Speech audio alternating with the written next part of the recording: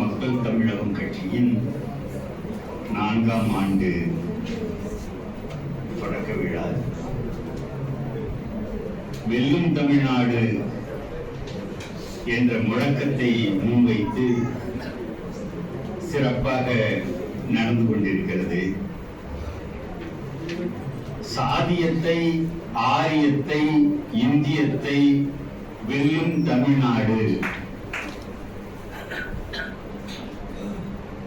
எதிர்த்து வீழ்த்த வேண்டியவை எவை என்பதை முழக்கத்திலே மக்கள் தமிழகம் கட்சி சுட்டிக்காட்டியிருக்கிறது. 3 சக்திகளை நாம் வீழ்த்தியாக வேண்டும். சாதியத்தை, ஆரியத்தை, இந்தியத்தை வீழ்த்தினால் சாதியற்ற, மதவெறியற்ற, வர்க்க சுரண்டலற்ற பொதுமை தமிழ் தேசம் படைப்போம் என்று சொல்கிறார். நம்முடைய இலக்கு பொதுமை தமிழ் தேசம். பொதுமை தமிழ் தேசம் படைக்கப்பட வேண்டும் என்றால் சாதியத்தை, ஆரியத்தை, இந்தியத்தை வீழ்த்தியாக வேண்டும். இந்த கருதுகோளை முன்வைத்து இங்கே இன்றைய நிகழ்ச்சி மிகச்சிறப்பாக நடந்து கொண்டிருக்கிறது. நண்பர்களே, ரொம்ப தெளிவாக நாம் சில செய்திகளை மனதில் இருத்திக் கொள்ள வேண்டும். நாம் யார், நமக்கான அரசியல் என்ன என்பது யார் எந்த கட்சியில் வேண்டுமானாலும் இருந்து கொண்டிருக்கலாம். ஆனால் அடிப்படையில் நாம் தெரிந்து கொள்ள வேண்டியது, தமிழர்களாகிய நாம், தமிழ் தேசிய இனத்தவராகிய நாம், ஒரு மக்கள், ஒரு தேசிய இனம். உலகம் முழுவதுமே பிரகடனங்கள் சொல்கின்றன, ஐநா அவையினுடைய சாசனம் சொல்கிறது, இன்டர்நேஷனல் காவனன்ஸ் என்று சொல்லுவோம், சர்வதேச ஒப்பந்தங்கள் சொல்கின்றன. நீ ஒரு தேசிய இனம் என்றால் நீ ஒரு இறையாண்மை உள்ள தேசத்தை படைத்துக் கொள்ளலாம், அதுதான் நடப்பு, நாங்கள் ஏற்கிறோம் என்று சொல்லுகிறது. இது காதல வாங்கிக்கிட்டு தான் நாம இப்ப பேசுறோம். நாம் யார்? 8 கோடி பேர் இருக்கக்கூடிய தமிழர்களாகிய நாம், தமிழர்கள்னாக்கா சாதி சர்டிபிகேட்டை வச்சுக்கிட்டு தமிழர்கள் இல்லை. ஒரு தேசிய இனம் என்பது வரலாற்றின் விளைபொருள், a product of history. பல்வேறு மொழியினங்கள் கூட இங்கு வந்து கரைந்து போயிருப்பார்கள். 1-2 அடையாளங்கள் மட்டும் ஒட்டி கொண்டிருக்கும். அவர்கள் தமிழ் தேசிய இனத்தை சேர்ந்தவர்கள். நீ ஒரு தேசிய இனம் என்றால் நீ ஒரு தேசத்தை படைத்துக் கொள் என்று உலகளாவிய அளவில் ஒத்துக்கொண்டார்கள், தெரிவித்து விட்டார்கள். உலகில் 193 நாடுகள் இருக்கின்றன. 2002 தமிழ் தேசிய இனத்து தோழர்கள், அரங்குக்கு உள்ளே இருப்பவர்கள், அரங்குக்கு வெளியே இருப்பவர்கள், அல்லது வெவ்வேறு ஊர்களிலே இருக்கக்கூடியவர்கள் எல்லாருக்கும் சேர்த்தே சொல்றேன், 2002 கிழக்கு திமோர் விடுதலை அடைந்தது. இன்னைக்கு அதனுடைய மக்கள் தொகை 14 லட்சம். நாம் 8 கோடி பேர் தமிழர்கள். கைய கால உதச்சுக்கிட்டு மந்திரிமார்கள்லாம் அழுகுறாங்க. என்னன்னு கேட்கிறோம். நீட்டு தேர்வு வேண்டாம்னு நாங்க மசோதா பாஸ் பண்ணோம், கையெழுத்து போட மாட்டேங்கிறாரு ரவி. நாங்க இங்க ஐயோ எடுத்துக்கிட்டோம். ஐயோ எதை மலையெல்லாம் ஏலம் விடுறான், டெல்லியில வச்சு கடலெல்லாம் ஏலம் விட்டுருக்கான். 10,000 சதுர மீட்டர் வாட்ஜி பேங்க், மீன்கள் அபரிமிதமாக இருக்கக்கூடிய தென்கடல், நிலத்தெல்லாம் ஏலம் விடுறான். டெல்லிக்காரன் சிரிக்கிறான். This is India. நீ இந்தியாவுக்குள்ள இருக்கிற வரைக்கும் நான் ஏலம் விடதான் செய்வேன். இதுதான் ஆங்கிலேயர்கள் காலத்தில் இருந்த பல உரிமைகளும் வளங்களும் இன்னைக்கு தமிழ்நாட்டுக்கு இல்லை. எல்லாத்தையும் பறி கொடுத்துக்கிட்டு இவன் இந்த கொடியை குத்திக்கிட்டு we are Indians ஒரே பெருமை பிச்சுக்கிட்டு போகுதான் இவனுக்கு. இழந்திருக்கிறோங்கிறத தெரிஞ்சுக்கோங்க. வெள்ளக்காரன் காலத்துல இவற்றை நாம இழக்கல, ஆனா இன்னைக்கு இழந்திருக்கிறோம். இந்த மார்வாடி எல்லா இடத்தையும் பிடிச்சிட்டாங்க. திருச்சியும் தானே பிடிச்சிருக்காங்க. ஈரோடெல்லாம் போயாச்சு, எல்லா இடத்தையும் பிடிச்சிட்டான். இவர் மைக்க கட்டிட்டு பேசுவாரு. பாருங்கள், எல்லா வணிகத்தையும் கைப்பற்றி விட்டார்கள், கடைகளை எல்லாம் கைப்பற்றி விட்டார்கள், கட்டடங்கள் எல்லாம் கைப்பற்றி விட்டார்கள்.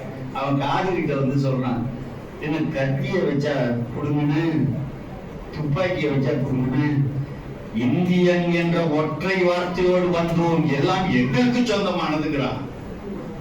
we are Indians சொன்னானா, எல்லாம் பறி போயிட்டு. அப்ப இங்க இந்தியா என்பது பல வகைகளில் நம்மை சூறையாடி கொண்டிருக்கக்கூடிய ஒன்று. ஒரு தேசிய இனம் ஐயா. உலகம் பூரா இந்த ஸ்காட்லாந்துக்காரனை பார்க்கிறேன், கட்டலோனியாவை பார்க்கிறேன். 2007 கட்டலோனியாங்கிற பகுதி சுதந்திர நாடு இல்ல, ஸ்பெயினுக்கு கீழே அடிமைப்பட்டு இருக்கக்கூடிய பகுதி. அவன் ஒரு வாக்கெடுப்பு நடத்துறான் 2007. ஸ்பெயினுக்கு கீழே இல்லாமல் நாமெல்லாம் தனித்து ஒரு நாடாக விடுதலை அடைய வேண்டும், வாக்களியுங்கள் சொன்னான். நான் ஒத்துக்க மாட்டேன் ஸ்பெயின். உடனே யாரையா கேட்டா, எங்கள் மக்களிடம் வாக்கெடுப்பு நடந்தது. நடந்த வாக்கெடுப்புல ஒட்டுமொத்தமாக நாங்கள் தனி சுதந்திர நாடாக மாற வேண்டும் அப்படின்னு சொல்லி இறையாண்மை தேசத்தை ஆதரித்து வாக்களித்தார்கள். ஆனா விட மாட்டேங்கிறான். ஸ்பெயின் பிரச்சனை பண்ணிக்கிட்டு இருக்கு. இது 2007. 2014 ஸ்காட்லாந்து, இங்கிலாந்தோட இருக்கக்கூடிய ஸ்காட்லாந்துக்கு தனி பார்லிமெண்டே கொடுத்துருக்கான். ரொம்ப சர்வ சுதந்திரமாக அந்த கௌரவத்தோட ஸ்காட்லாந்து இருக்கு.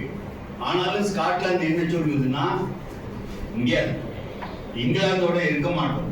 ஏன்னா ஒரு ஒலிம்பிக்ல அந்த அத்லெட்ஸ் எல்லாம் போறாங்கன்னா இங்கிலாந்து கொடியை பிடிச்சிட்டு போறான். எங்க ஸ்காட்லாந்து கொடிக்கு அங்க இடம் இல்ல, நாங்க இதை ஏற்க மாட்டோம். இன்னைக்கு ஐரோப்பியன் யூனியன்ல இருந்து அவன் வெளியேறிட்டான் இங்கிலாந்து. நாங்க ஐரோப்பிய யூனியன்ல இருக்கணும்னு விரும்புறோம். ஆகவே நாங்க தனி நாடா போகணும்னு சொல்லி வாக்கெடுப்பு நடத்தினான். இந்தியாவில இருந்து அங்கிருந்து இங்கிருந்து போனவன் எல்லாத்துக்கும் வாக்களிக்கிற உரிமை அங்க இருந்தது. 45 விழுக்காடு தனிநாடா போகணும், 50 சொச்சம் விழுக்காடு இல்ல இங்கிலாந்தோட இருக்கணும் வாக்களிச்சுட்டாங்க. அதனால அது வெளியேறல. ஆனா திரும்பவும் வாக்கெடுப்பு நடத்தப்படும் அப்படின்னு சொல்லியிருக்காங்க. நண்பர்களே, ஒரு கட்டலோனியாவுக்கு இருக்கிற அந்த சிந்தனை, ஒரு ஸ்காட்லாந்துக்கு இருக்கக்கூடிய அந்த சிந்தனை, இல்ல கிழக்கு திமோருக்கு இருக்கக்கூடிய சிந்தனை ஏன் இங்க இல்ல? இவங்க இந்தியாங்கிற அமைப்புக்குள்ளார பதுங்கி பயந்து இதுக்குள்ளார வாழணும்னு நினைக்கிறானே ஒழிய, உலகம்லாம் அப்படி இருக்கியா? எனக்கு என்ன கேடு? ஏன் நான் தனி சுதந்திர நாடு ஆகக்கூடாதுங்கிறியா? வா, இறையாண்மை உள்ள தேசங்களின் கூட்டமைப்பா இந்தியா இருந்துட்டு போட்டுன்னு சொல்ல வள்ளிய. இன்ன வரைக்கும் நம்ம அமைச்சர்களுக்கு, நம்ம அரசியல் கட்சிகளுக்கு, எல்லா கட்சிகளையும் சேர்த்துதான் சொல்றேன். நாங்கள் ஒரு தேசிய இனம், ஒரு தேசிய இனத்துக்கான உரிமை எங்களுக்கு வேணும்னு கம்யூனிஸ்ட் கட்சிகள் சொல்லுதா? திமுக சொல்லுதா? அதிமுக சொல்லுதா? இதர கட்சிகள் சொல்றாங்களா? தேசிய இனம் அப்படிங்கிற வார்த்தையை மட்டும் நீக்கிட்டு பேசிக்கிட்டு இருக்காங்களா இல்லையா? சுதந்திர தமிழ் தேசம் வேணும், தமிழ்நாடு வேணும் என்று கேட்ட காலத்துல நாங்கள் திராவிட நாடுன்னு அண்ணா சொல்லிக்கிட்டு இருந்தாரு. அடைந்தால் திராவிட நாடு இல்லை சுடுகாடுன்னு சொன்னாரு. ஒரு கட்டத்தில் விட்டுட்டாங்க. அண்ணாவால அது முடியாது. நாங்க திராவிட நாடு கொள்கையை நாங்க விட்டுட்டோம், காரணங்கள் அப்படியே இருக்கின்றன சொன்னாரு. அதுக்கு மாற்றாக ஒரு வார்த்தை கொண்டு வந்தாங்க, மாநில சுயாட்சி. மாநில சுயாட்சின்னு கொண்டு வந்தாங்க.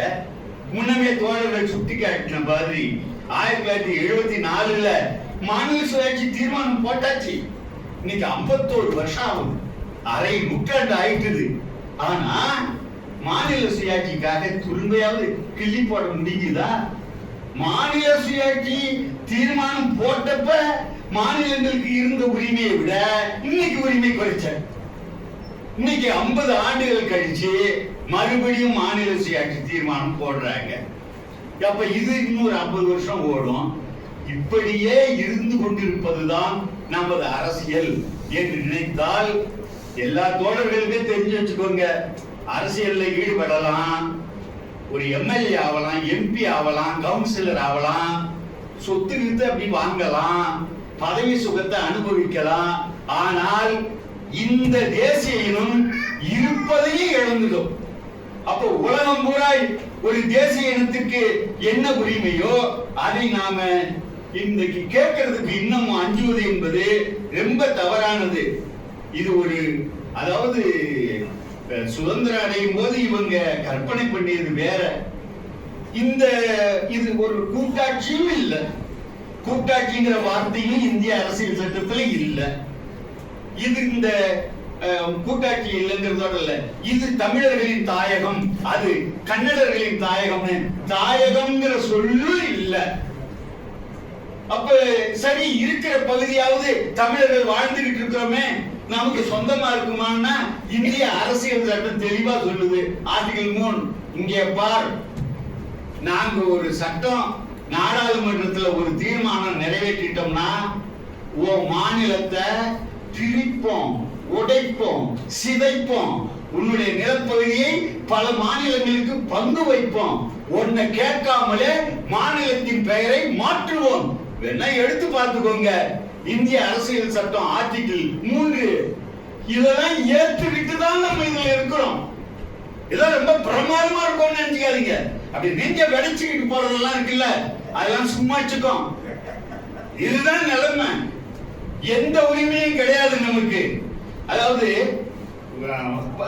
அரசியல் அண்ணல் அம்பேத்கருடைய பங்களிப்புனால நமக்கு அடிப்படை உரிமைகள் உத்தரவாதப்படுத்தப்பட்டிருக்கு. ஆனா தனி மனித உரிமைகள் தான் அதே ஒழிய தேசிய இனத்திற்கான உரிமை கிடையாது.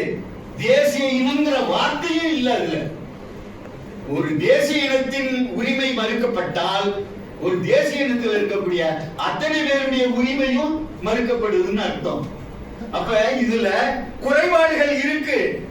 அத தலையில தூக்கிக்கிட்டு அலையணும்னு அவசியம் இல்லை. அம்பேத்கர் கொடுத்த நன்மைகளை கையில இருக்கிட்டு நாம பெருத்த மாற்றத்துக்கு இந்த அரசியல் சட்டத்தை உள்ளாக்கணும். அல்லது தேசிய இனங்களுக்கான புதிய அரசியல் சட்டங்கள் எழுதப்படணும். ஒரு கூட்டமைப்பாக மாறுதுன்னா செய்யலாம். வேண்டாம் வேண்டாம். அதாவது இங்க பாருங்க, ஃபெடரேஷன் அப்படின்னா மத்திய அரசுக்கும் மாநில அரசுக்கும் சமமா பங்கிடுவாங்கல்ல. அமெரிக்காவில் அப்படித்தானே இருக்கு. உனக்கு கொடுத்த அதிகாரத்துல நீ சாவரின், இறையாண்மை உள்ளவன். மாநிலங்கள் நாங்க எங்களுக்கு கொடுத்த அந்த அதிகாரத்துல நாங்க சாவரின். இதான் ஃபெடரேஷன். அப்படி இருக்கும். இங்க எப்படின்னா அதிகாரங்களை மத்திய அரசு பட்டியலில் 100, மாநில அரசு பட்டியலில் 61. முதல்ல 97 இருந்தது, 100 ஆயிட்டு. மாநிலங்கள் பட்டியல் 66 இருந்தது, 61 ஆயிட்டு. பொதுப்பட்டியல்ங்கிறது அவங்க 2 பேருக்கும், மத்திய அரசுக்கும் மாநிலத்துக்கும், அது 47 இருந்தது, 52 ஆயிருக்கு. இதுல என்னன்னா மாநிலம் கிட்ட சொல்லுது அரசியல் சட்டம், என் மாநிலமே தமிழ்நாடு, உன் அதிகாரம் உனக்கு, சென்ட்ரல் என் அதிகாரம் எனக்கு. ஆனா எப்ப வேணாலும் எதை வேணாலும் நான் எடுத்துக்குவேன். நேஷனல் இம்பார்ட்டன்ஸ் கருதுனா பொதுப்பட்டியல்ல நீயும் சட்டம் போடலாம், நானும் சட்டம் போடலாம். ஆனா நான் போடுற சட்டம் தான் தெரியும். சொல்றது புரியுதா? என் பையில இருக்க பணம் எனக்கு, உங்க பையில இருக்க பணம் உங்களுக்கு. ஆனா எப்ப வேணாலும் தேவைன்னா நான் அந்த கையை விட்டு எடுத்துக்குவேன். ரெண்டு பேருமே ஒரே சமயம் கையை வச்சா நீ கையை எடுத்துடணும். இதுவல்லவா ஜனநாயகம், இதுவல்லவா ஜனநாயகம். அதாவது அரசியல் அறிவு அற்றவர்களுக்கானது இது. இது அப்படியே ஏற்க முடியாது. எல்லா தோழர்களும் உள்ளும் வெளியே இருக்கக்கூடியவங்க எல்லாமே தெரிஞ்சுக்கோங்க. உலக நடப்பு என்னன்னா, அதாவது இந்த நவீன காலம் தோன்றிய பிறகு, தேசங்கள் எழுந்த பிறகு, பெரிய பெரிய பேரரசுகளால் செதறி தேசங்களால் மாறக்கூடிய அந்த நிகழ்வு நிகழ்ந்தது. என்னன்னா, முதல்ல ஒரு தேசம் ஒரு ஜனநாயக அரசை நிர்மாணித்துக் கொள்ளும். இது முதல் கட்டம். பிரிஞ்சு ஒரு ஜனநாயக அரசை அது உருவாக்கி கொள்ளும். ஜனநாயக அரசு உள்ள ஒரு தேசமா மாறும். அடுத்த கட்டம் சோசியலிச புரட்சி அங்க நடக்கும். இப்படித்தான் நடந்திருக்கு. ஒரு ஜனநாயக அரசை ஒரு தேசிய இனம் உருவாக்கி கொள்ளும். அதன் பிறகுதான் சோசியலிச புரட்சிங்கிறது நடத்த முடியும். இப்படித்தான் உலகம் பூரா நிகழ்ந்திருக்கு. அப்ப இத நீங்க மனசுல வச்சுக்கிட்டு, முதல்ல இந்திய துணைக்கண்டம் அப்படின்னா, இந்திய துணைக்கண்டம் அப்படின்னா இன்னைக்கு 146 கோடி பேரு, 146 கோடி. திமோர்ல தனி நாடு வச்சிருக்கானேமா 14 லட்சம். 14 லட்சம். இங்கிலாந்து 6 கோடி, ஜெர்மனி 8 கோடி, போர்ச்சுகல் 1 கோடி. அவன் சிரிப்பான், என்னையா நீ ஒரு தேசியம், உன் மூஞ்ச பாரு, தமிழ் மூஞ்சி. ஒரு தேசிய இனத்திற்கு முகமே மொழிதான். அந்த முகமே தமிழ், தமிழ் தேசிய இனம். கன்னடம், கன்னட தேசிய இனம். மொழியை முகமாக கொண்ட தேசிய இனங்கள் தனித்தனி தேசங்களை உலகம் பூரா படைச்சு வீட்டில் வருது. ஆனா இவன் மட்டும் 50 வருஷத்துக்கு ஒருக்கா மாநில சுயாட்சி தீர்மானம் போட்டுக்கிட்டு இருக்கான். அப்படி என்றால் இப்படியே ஓட்டிக்கிட்டு இருக்க போறீங்களா? இதுல வேற மைக்க பிடிச்சு கர்ஜிக்கிறது, வீர வசனங்களை அள்ளி விடுறது, என்ன யாரும் நினைச்சுங்கிறது மானக்கேடா இல்லையா? நான் பல தலைவர்களுடைய அறியாமையை நினைச்சு உள்ளுக்குள்ள அவங்க வருத்தப்படுவாங்க அல்ல கோவப்படுவாங்க. சிரிச்சுக்க வேண்டியதுதான். அப்பாவிலேயே நீங்க நம்ம மக்கள் பெரிய அப்பாவிங்க. தமிழ் தேசியங்கிற சொல்லி இப்ப நம்ம கையில இல்ல. 1980கள்ல என்னாச்சு? மார்க்சியம், அம்பேத்கரியம், பெரியாரியம், அரசியல் அறிவியலாளர்கள் தந்த அந்த வரையறுப்புகள் எல்லாத்தையும் உள்ளடக்கி தமிழ் தேசியம்ங்கிறது ஒரு பெரிய அசுர சக்தியா வளர்ந்துகிட்டு இருந்தது. அந்த காலகட்டத்தை சேர்ந்தவங்க தான் புலவர் கலியபெருமாள், தோழர் தமிழரசன் உள்ளிட்டவங்க. 2009க்கு பிறகு என்னாச்சு? அப்ப நம்ம எல்லாம் கவனம் செலுத்துறது ஈழப்போர். ஈழப்போர்ல பெரிய பின்னணி உண்மை. மயக்கம் அடிச்சு ஈழத்துக்காரங்க விழுந்தானோ இல்லையோ, தலைவர்கள் மயங்கி கீழே விழுந்து எழுந்திரிக்க 10 வருஷம் ஆச்சு. அதுக்குள்ளார இடுப்புல இருந்ததெல்லாம் களவாடிட்டான். தமிழ் தேசியங்கிற சொல்ல களவாடிட்டான். அந்த தமிழ் தேசியம் அப்படிங்கிறத இன்னைக்கு யாரு கையாளுறாங்கன்னா, ஆடிட்டர் குருமூர்த்தி கையாளுறாரு. ஆடிட்டர் குருமூர்த்தி கையாளுறாரு. இங்க ஒரு கட்சிய தமிழ் தேசியம் பேசுறதா ஒரு கட்சிய ஆடிட்டர் குருமூர்த்தி நடத்திக்கிட்டு இருக்காரு. இந்த 2024ல நான் உங்களுக்கு இது ரொம்ப முக்கியமான செய்தி. நீங்க தமிழ் தேசியம் பத்தி இல்ல நம்ம பேசிக்கிட்டு கிடக்குறோம். கோல்வால்கர் என்ன சொன்னாரு, சாவர்கர் என்ன சொன்னாருன்னா, இந்த பாராளுமன்ற ஜனநாயகத்தை அவங்க ஏற்கல. வெள்ளக்கார காலத்திலே ஏற்கல. பார்லிமெண்டரி டெமோக்ரஸினா என்னன்னா, எம்பியை தேர்ந்தெடுத்து அனுப்பிடுவோம்.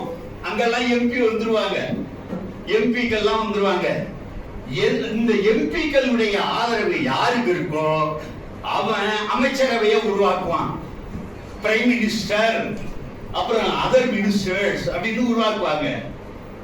எல்லா எம்பிக்களையும் கூர்ந்து கேட்பாங்க, கேட்டாகணும். இல்லைனாக்கா ஆதரவை மாத்தினா கவர்மெண்ட் சரிஞ்சு போயிடும். அப்ப இந்த முறையில் என்னன்னா, ஒரு அரசாங்கம் எப்பவுமே அப்படியே ராஜா மாதிரி எல்லாம் நடந்துக்க முடியாது. இது பெரிய தொல்ல கூடாது.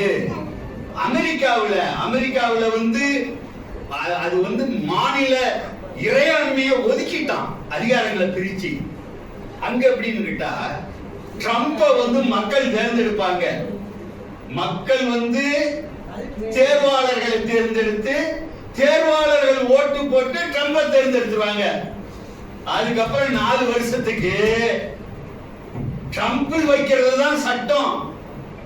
அந்த ஆளை நீக்கணும்னா அது தனி ப்ரொசீஜர். அப்ப என்ன கேட்கிறான்னா, கோல்வால்கரின் கருத்து இதுவாக இருந்தது, சாவர்கரின் கருத்து இதுவாதான் இருந்தது, வாஜ்பாயின் கருத்தும் இதுவாதான் இருந்தது. இந்தியாவுக்கு நாடாளுமன்ற பார்லிமெண்டரி டெமோக்ரஸி ஆகாது, எம்பிக்கள் ஆதரவுல அரசுங்கிறது ஆகாது.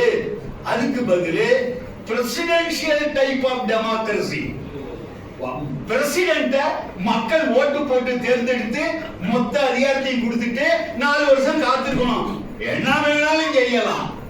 இப்ப வேளாண் சட்டம் 3 வந்தது இல்ல, வருகிறாரு மோடி. 3 வேளாண் சட்டம் மொத்த வேளாண்மையும் புடுங்கி கார்பரேட்டுகள்கிட்ட கொடுக்கிறது கெட்டு போச்சு. இது மட்டும் பிரசிடென்ஷியல் முறையா இருந்தா அடடா, இதை எப்படியாவது கொண்டு வரணும்னு பாஜக உள்ளிட்டு RSS ஆதரவு பெற்ற, RSS பணம் கொடுத்து பல மாநிலங்களில் நடத்துகிற கட்சிகள் அத்தனையும் பிரசிடென்ஷியல் முறைய ஏற்கணும்னு சொல்லி இளைஞர்களுக்கு கற்பிச்சுக்கிட்டு இருக்காங்க. தமிழ்நாட்டுல நாம் தமிழருக்கு ஒரு கட்சி 2024 தேர்தல் அறிக்கை போட்டிருக்காங்க. இல்லாததை நாங்க போய் பாருங்க. 2024 தேர்தல் அறிக்கையில இந்த அதிபர், குடியரசுத் தலைவர் முறை அமெரிக்காவில் இருக்கிற மாதிரி அதை கொண்டு வர வேண்டும் என்பது எங்கள் கொள்கை முடிவு அப்படின்னு 2024 தேர்தல் அறிக்கையில சொல்லியிருக்காங்க. தமிழ்நாட்டிலே வேற எந்த கட்சியும் சொல்லல. எல்லாம் நமக்கு புரியுது. யாரு என்ன, யார் கையில் இருக்காங்க, யாருடைய கட்டளைகள் நிறைவேற்றப்படுது எல்லாம் நமக்கு தெரியுது. ஆனா வாங்குறான். ஏண்டா படிக்கிற, படிக்கணுமா, மாட்டுச்சாணி அள்ளி போட்டா 80,000 படிக்க. இவனுக்கு அறிவு ஒண்ணு இருந்தா மன்னர்களா இருந்தவன் எழுதுறான். எப்பேற்பட்டான், கற்கை நன்றே கற்கை நன்றே பிச்சை புண்ணுல வழிதான்னு சொல்லி எவனும் சொல்லிட்டு போயிருக்கான். தலைப்பாடா அடிச்சுட்டு பெரியாரு, காமராஜ். ஆனா இவனை ஒழிச்சு கட்டுறது ரொம்ப எளிது. அந்த நிலை தான் இப்ப வரப்போகுது. அப்ப நாம ரொம்ப விழிப்பா இருக்க வேண்டியிருக்கு. நான் இன்னைக்கு நிறைய அதிக நேரம் பேச முடியாது. ஏன்னா அந்த செய்திகள், ஒரு செய்தியை மட்டும் நான் சொல்லி நிறைவு செஞ்சுக்கிறேன். இல்ல, நான் வேண்டுகோளா வைக்கிறேன். இல்ல, 3 விஷயம்: சாதியம், ஆரியம், இந்தியம், 3ஐயுமே நாம ஒழிச்சு கட்டணும். இத தூக்கி எறியணும்னு இளைஞர்கள் முடிவெடுக்கணும். சாதியம்னா பிறப்பின் அடிப்படை, சாதிங்கிறது பிறப்பின் அடிப்படையிலானது. பிறப்பின் அடிப்படையிலானது. பிறக்கும் போதே குரங்கு வாளோட பிறக்கிற மாதிரி பிறக்கிறவங்க கூட சாதியோட பிறக்கிறாங்க. குரங்குல கூட வால் இல்லாத குரங்கு உண்டு, ஆனா சாதி இல்லாத மனுஷன் பிறக்கவே இல்லை. அப்ப பிறக்கும் போதே சாதியோட வரும்போது அவனுக்கான உரிமை, அவனுக்கான தகுதி, அவன் வாழும் இடம், அவனுடைய தொழில் அத்தனையும் நிர்ணயிக்கப்பட்டிருந்தது. சாதியோட ஒருத்தன் பிறந்துட்டு நாங்களும் சமமா இருக்க போறோம்னு சொல்றதுக்குல அயோக்கியத்தனம் அது ஒரு காலத்திலேயும் நடக்காது. அப்ப சாதியோடு பிறந்தவர்கள் நீங்க சில விஷயத்துல தெளிவா இருங்க. இளைஞர்கள்ட்ட தான் சொல்றேன். என்னன்னா, நாங்க ஆண்ட சாதி தெரியுமா? அப்படி ஒரு சாதி உலகத்தில் இருந்ததே இல்லை. ராஜராஜ சோழன் என் ஜாதி அப்படி சொல்லாத சாதியே இல்லை. நாங்கள் பாண்டியர்கள் தெரியுமா? எல்லா சாதியும் பாண்டியர்களுங்க. இந்த பாளையக்காரர்கள் காலத்துல எல்லா சாதியிலையும் தளபதிகள் உண்டு, ஆட்சியாளர்கள் உண்டு. அதுக்கு அர்த்தம் அந்த சாதி ஆண்டதுன்னு அர்த்தம் இல்ல. அந்த சாதி ஆளாது, அவன் என்னைக்கும் பாட்டாளி தான். அதுல உள்ளவர்கள் தளபதிகளாக அல்லது அந்த சாதியை சேர்ந்தவர்கள் இருந்திருக்கலாமே ஒழிய ஒரு காலத்திலும் இல்லைங்கிறத நீங்க நினைவு வச்சுக்கணும். இதை நான் சொல்வதற்கு காரணம், ஆங்கிலேயர்கள் வந்த பிறகு இந்த தமிழ்நாடு 1801 தான் இந்தியாவோட இணைக்கப்படுது. சின்ன மருது பெரிய மருது எல்லாம் தூக்கிலிடப்படுறாங்க. 1799 வீரபாண்டிய கட்டபொம்மனை தூக்கிலிட்டாச்சு. எல்லாம் செஞ்சிட்டு ஆங்கிலேயர்கள் இந்த மண்ணை பிடிச்சதுல ஒரு நன்மை விளங்கிட்டு நமக்கு. என்ன நன்மைன்னா, அது வரைக்கும் 1800 சொல்றேன், எந்தெந்த சாதி எந்தெந்த சாதிக்காரன்ட்ட எவ்வளவு தூரத்துல நிக்கணும்னு இருந்துச்சு. இப்ப மதுரை வீரன் படம் பார்த்திருப்பீங்க. அவர் ஒரு பொண்ணை கல்யாணம் பண்ணிட்டாருன்னு மார்கழி மாறுகால் வாங்குறாங்கல்ல, நாயக்கர்கள் காலம் தானே. விஜயநகர பேரரசு நாயக்கர்கள் காலம் தானே. அப்ப சாதி ஒடுக்குமுறையை நாயக்க மன்னர்கள் கட்டாயமாக நடைமுறைப்படுத்தி வந்தார்கள். இந்த பாளையக்காரர்களை அடிச்சு நொறுக்கி ஆங்கிலேயர்கள் கைப்பற்றின உடனே அப்பதான் மக்கள் விடுதலைங்கிறதே வருது. அப்பதான் அவங்களுக்கு சுதந்திர காற்று. அப்பதான் 1835 கல்வியை கொடுக்கறான், பொது கல்வி. அப்பதான் எல்லாரும் விழிச்சு எழுதுறாங்க. அதன் பிறகுதான் நண்பர்களே சாதி சங்கங்கள் தோன்றின. முன்னாடியே சாதி சங்கங்கள், ஆண்டு வாரியா சாதி சங்கங்களை நான் குறிச்சு வச்சிருக்கேன். எல்லா சாதிக்கும் குறிச்சு வச்சிருக்கேன். ஆதி திராவிடர் மகாஜன சபா 1891 வன்னியகுல சத்திரிய சங்கம் 1888, சத்திரிய நாடார் மகாஜன சங்கம் 1895, அப்படியே வரிசையா. இதுல என்னன்னு கேட்டா, சாதி புராணங்கள் எழுதிக்கிறது இருக்குல்ல, அது நான் சிவபெருமா வகையறான்னு எழுதின 100 ரூபாய் பணமும் வேட்டி துண்டு கொடுத்தா எழுதி கொடுத்துருவான். புலவன் அவனுக்கு இதுதான் பொழப்பு. அப்ப புலவன் என்னன்னா, தெய்வங்களோடு தொடர்பு படுத்தி எழுதுவது. அதே மாதிரி அக்னி குண்டத்திலிருந்து பிறந்ததா எனக்கு எழுதி கொடு அப்படின்னு சொன்ன ஒரு ஜாதின்னு இல்ல. இப்ப சம்பமுனிவர் வேள்வி தீயிலிருந்து வந்ததா வன்னியர்கள், குகமுனிவர் வேள்வி தீயிலிருந்து வந்ததா நந்தமான உடையார்கள், அப்புறம் சுள்ளிமான்கள் அக்னி குண்டத்திலிருந்து பிறந்ததா. யாதவர்கள் என்னன்னா கிருஷ்ண பகவான் வகையறா இல்ல, நாங்க கிருஷ்ண பகவானுடைய வகையறா தான் நாங்க என்று யாதவர்கள். அதுல இன்னொரு ஸ்டெப் போயிட்டான். அப்பனா இயேசுநாதர் நமக்கு பங்காளி வருவா அப்படின்னு அவரும் ஆடு ஒன்று தூக்கி வச்சிருக்காரு. இவன் இப்படி போயிட்டான். அப்ப அக்னி ஒன்று நம்ம தெரிஞ்சு வச்சுக்குவோம். டார்வின் ரொம்ப தெளிவா சொன்னார் இல்லையா? டார்வின் என்ன கண்டுபிடிச்சாரு? கடவுள் மனிதனை படைக்கல, எவல்யூஷன் சொல்லக்கூடிய அந்த பரிணாம வளர்ச்சியில தான் மனிதன் வந்தான். ஒரு செல்ல amoeba, protozoa, porifera, coelenterata, platyhelminthes, nemathelminthes, mollusca, annelida, arthropoda, எக்கினோட முள்தோலிகள். அதுக்கப்புறம் நீரில் வாழ்வன, நீர் நிலம் வாழ்வன, ஊர்வன, பரப்பன, பாலூட்டிகள். அதுல குரங்கு, வால் இல்லாத குரங்கு, சிம்பன்சி, மனிதன் வந்துட்டானு. இதுல ஏறுங்க நாடாரு, இதுல ஏறுங்க முதலியாரு. அவரு கார்ல் லின்னேயஸ் அறிவியலாளர் அவர் தான் சொன்னாரு. நாம யாருன்னு கேட்டா 1735 நாம ஹோமோசேப்பியன்ஸ். நாடாரா இருந்தாலும் ஹோமோசேப்பியன் தான். அது இப்ப இருக்கக்கூடிய இந்த துணை பிரிவு ஹோமோசேப்பியன்ஸ் சேப்பியன் அப்படின்னு பேரு. முதலியார் நாடாரா அவரு இவரு எல்லாரும் ஹோமோசேப்பியன்ஸ். அப்ப இந்த ஜாதிங்கிறது என்ன? இது கற்பனை, கற்பிக்கப்பட்டது. எப்படி ஜாதியா மாறிச்சு? அதாவது ஒரு 1800 ஆண்டுகளுக்கு முன்னாடி நில உடைமை சமூகம் தோன்றியது. நில உடைமை அது வரைக்கும் அவன் ஏதோ விவசாயம் பண்ணிட்டு தான் போனான். நான் ரொம்ப சுருக்கமா சொல்லிடுறேன். நில உடைமை சமூகம் வந்துச்சு. அப்ப நிலத்தை கைப்பற்றிக்கிட்டவன் உழைப்பு சுரண்டலுக்கு இந்த சாதி முறை அவனுக்கு தேவைப்பட்டது. ஒருத்தர் கொல்லரா இருந்தான், ஒருத்தர் பத்தரா இருந்தான், ஒருத்தர் வேலை செய்யறவனா இருந்தான், மம்புட்டி பிடிக்கிறவனா இருந்தான். எல்லா உழைப்பாளிகள் ஆமாமா அந்தந்த தொழிலாம் செய்யணும், மாறக்கூடாது, மாறினா குற்றம் என்று அறிவித்தார்கள் மன்னர்கள்.